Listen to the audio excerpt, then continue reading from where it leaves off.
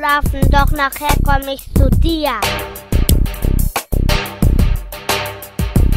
Ich wache auf, allein in meinem großen Bett im dunklen Raum, ganz ohne Licht, das mag ich nicht.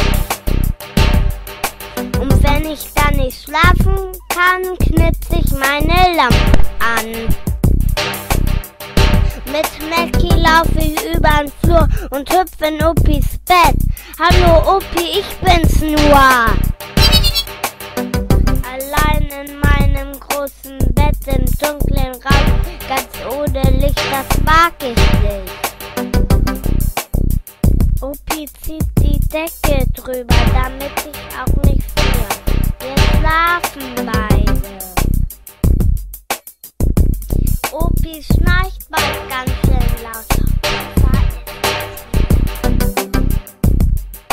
Allein in einem großen Bett im dunklen Raum, ganz ohne Licht, das mag ich nicht. Oppi, du brauchst keine Angst haben, ich bin jetzt bei dir.